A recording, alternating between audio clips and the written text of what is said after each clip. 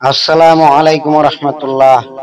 হুজুর পাক সাল্লাল্লাহু আলাইহি ইসলামের চাচা হযরত আব্বাস রাদিয়াল্লাহু আনহা কিভাবে মুসলমান হয়েছিলেন এই ভিডিওটির মাধ্যমে অনেক সুন্দরভাবে উপস্থাপন করা হয়েছে।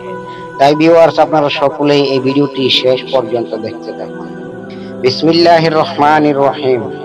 বদরের যুদ্ধে আল্লাহ তাআলা যখন মুসলমানগণকে জয়যুক্ত করলেন এবং কাফিরদেরকে পরাভূত করলেন, তখন মুসলমানগণের হাতে যারা বন্দী হয়েছিল তাদের মধ্যে হুজুর পাক সাল্লাল্লাহু আলাইহি ইসলামের চাচা হযরত আব্বাস রাদিয়াল্লাহু আনহা ছিলেন। বন্দীদের দেখে যখন মুক্তিপণ দাবি করা হলো, তখন হযরত আব্বাস বললেন, হে মোহাম্মদ, আমি তো গরিব, আমার কাছে তো কিছুই নেই। তুমি যখন আমাকে মক্কায় ত্যাগ করে চলে এসেছিলে, তখন বংশের সবার থেকে আমি গরিব ছিলাম।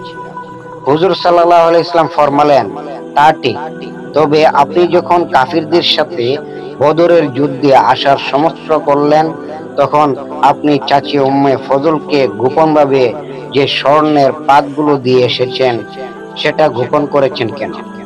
হযরত আব্বাস রাদিয়াল্লাহু আনহা এই কথা শুনে আশ্চর্য হয়ে গেলেন এবং হুজুরের এই অদৃশ্য জ্ঞান দেখে মুসলমান হয়ে গেলেন। আমাদের হুজুর সাল্লাল্লাহু আলাইহি ইসলামের কাছে কোনো বিষয় গোপন নেই। আল্লাহ তাআলা হুজুরকে প্রত্যেক কিছুর জ্ঞান দান করেছেন। ইলমে গায়বও হুজুরের একটি মুজিজা, যার উপর প্রত্যেক মুসলমানের ঈমান আনা রয়েছে। আল্লাহ পাক আমাদের সকলকে হুজুর পাক সাল্লাল্লাহু আলাইহি ইসলামের সুন্নাহ মোতাবেক চলার তৌফিক এনে নসিব করুন। সকলেই বলি আমিন।